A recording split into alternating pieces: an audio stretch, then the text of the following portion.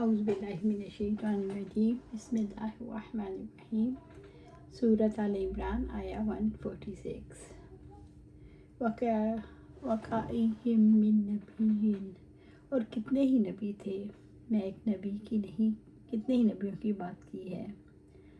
اس کے ذریعے کیا سمجھایا گیا؟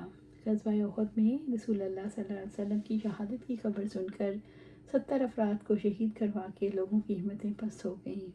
مسلمان میدان جنگ سے بھاگ کھڑے ہوئے، انہوں نے کمزوری دکھائی اور دشمن کا دباؤ قبول کرنے کے لیے تیار ہو گئے۔ اس موقع پر اللہ تعالیٰ نے اسلام کے تابناک ماضی کو سامنے رکھا کہ جب بھی لوگوں کے سامنے حقیقت کھلی، وہ دنیا کی بجائے آخرت کو اپنا سب کچھ سمجھنے لگے۔ زندگی ان کے لیے ناپائیدار چیز بن گئی۔ سچے ایمان والے کائنات اور کائناتی واقعے کو رب کے حوالے سے دیکھتے ہیں، جو دینے والا بھی ہے اور چھیننے والا بھی۔ یہ ایمان کے راستے کے سچے مسافر ہیں، انہیں جان کا خطرہ بس ہمت نہیں کرتا۔ وَكَأَيِّن مِّن نَبِيٍّ قَاتَلَ مَعَهُ رَبِّيُّونَ كَثِيرٌ اور کتنے ہی نبی تھے جن کے ساتھ مل کر بہت سے رب والوں نے جنگ کی۔ وَكَأَيِّن مِّن نَبِيٍّ اس سے مراد کثیر انبیاء ہیں۔ ربیون جمع ہے، اس کا واحد ربی ہے، یعنی اللہ والا۔ ربیون سے مراد علماء، صالحہ، متقی اور عبادت گزار ہیں۔ فَمَا وَهَنُوا لِمَا أَصَابَهُمْ فِي سَبِيلِ اللَّهِ اور وہ قتال سے کمزور نہیں ہوئے، اور نہ وہ قتل و غارت گری اور نہ وہ زخموں سے شکست خوردہ ہوئے۔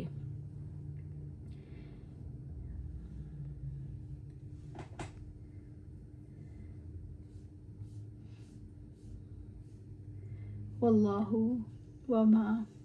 فما وہنوا لما اصابہم فی سبیل اللہ اور اس کے لیے جو اللہ کی راہ میں انہیں تکلیف پہنچتی ہے، انہوں نے ہمت نہیں ہاری۔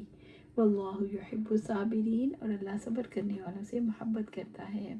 یہ اللہ تعالیٰ کی طرف سے اہل ایمان کے لیے تسلی ہے، اور اس عمل کو دوسروں کے سامنے نمونے کے طور پر رکھ کر اس کی ترغیب دلائی ہے۔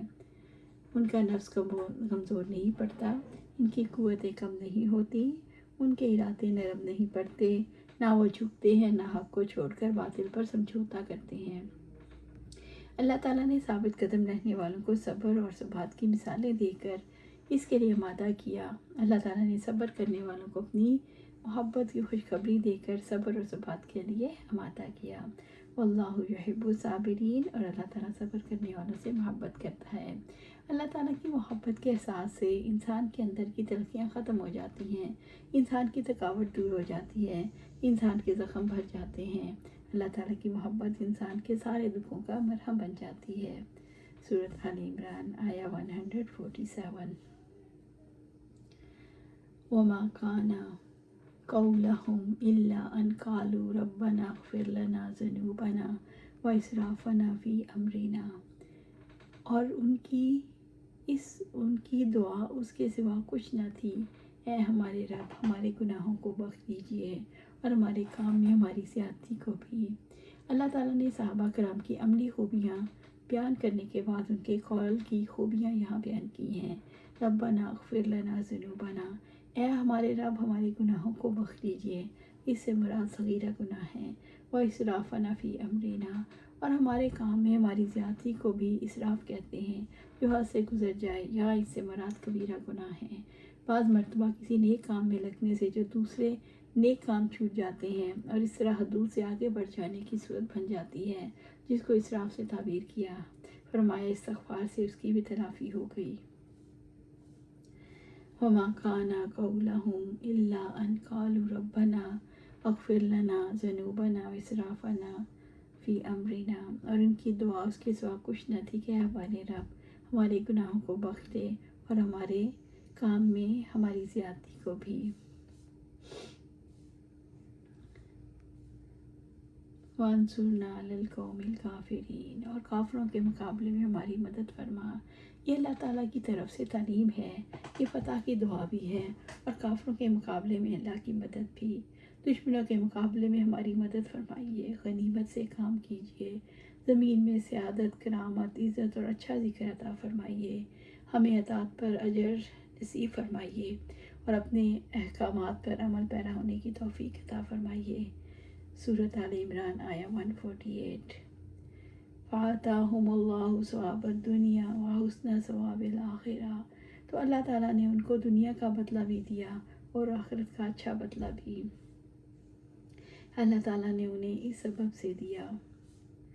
ثواب دنیا سے مراد نصرت، غنیمت اور عزت ہے، اور ثواب دنیا سے مراد نصرت، غنیمت، دشمنوں پر غلبہ، اچھا تذکرہ، اور اس نے ثواب الآخرہ اور آخرت کا اچھا بدلہ بھی، اسے مراد آخرت کا اجر ہے جو اس میں ہمیشہ رہنے والی نعمتیں ہیں۔ اللہ تعالیٰ کی راہ میں جو لوگ پس ہمت نہیں ہوتے، کمزوری نہیں دکھاتے، مغلوب نہیں ہوتے، انہیں اللہ تعالیٰ دنیا میں بھی اچھا بدلہ دیتا ہے اور آخرت میں بھی اچھا بدلہ دیتا ہے۔ واللہ یحب المحسنین، اللہ تعالیٰ نیکی کرنے والوں سے محبت رکھتا ہے، یعنی خالق کی بات اور مخلوق کے ساتھ معاملے میں احسان کرنے والوں کو اللہ پسند کرتا ہے۔ دشمنوں کے ساتھ جہاد کے وقت ان مومنین کا سا کردار اختیار کرنا بھی احسان ہے۔ سورۃ آل عمران آیا 149۔ یا ایھا الذین آمنوا ان تطیعوا الذین کفروا یردوکم علی اعقابکم، اے لوگو جو ایمان لائے ہو، اگر تم ان لوگوں کی اطاعت کرو گے جنہوں نے کفر کیا تو وہ تمہیں تمہاری ایڑیوں کے بل لوٹا دیں گے۔ الذین کفروا، جنہوں نے کفر کیا، یعنی مشرکین عرب، ابو سفیان اور اس کے ساتھی۔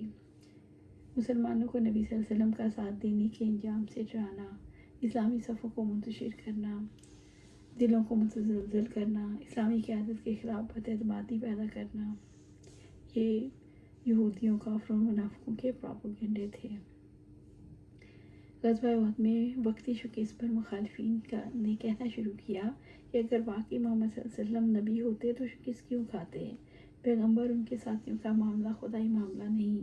کچھ لوگ اپنے جوش میں اٹھ کھڑے ہوئے ہیں اور اپنے جوش کی سزا بھگت رہے ہیں۔ فَتَنْقَلِبُوا خَاسِرِينَ، پھر تم خسارہ اٹھانے والے ہو کر پلٹو گے، دنیا اور آخرت کا خسارہ اٹھاؤ گے۔ ایمان کے باوجود کفار کی اطاعت کرنے کی وجہ، کفار سے حمایت کی امید کی وجہ سے ایمان کے باوجود کفار کی اطاعت ہوتی ہے۔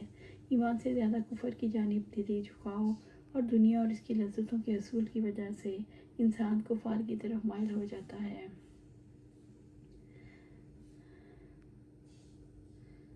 سورۃ آل عمران آیا 150۔ بل اللہ مولاکم، بلکہ اللہ تعالیٰ تمہارا مالک ہے، بلکہ اللہ تعالیٰ تمہارا مالک ہے۔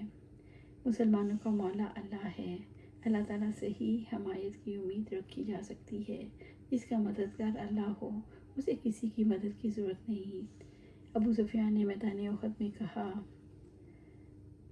حبل بت کا بول بالا ہو۔ عمر فاروق رضی اللہ عنہ نے آپ صلی اللہ علیہ وسلم کے کہنے پر بلند آواز میں کہا، اللہ اعلیٰ و اجل، اللہ تعالیٰ بلند اور جل و عزت والا ہے۔ ابو سفیان نے کہا، لنا عزا ولا عزا لکم، ہمارا عزا بت ہے اور تمہارا کوئی عزا نہیں۔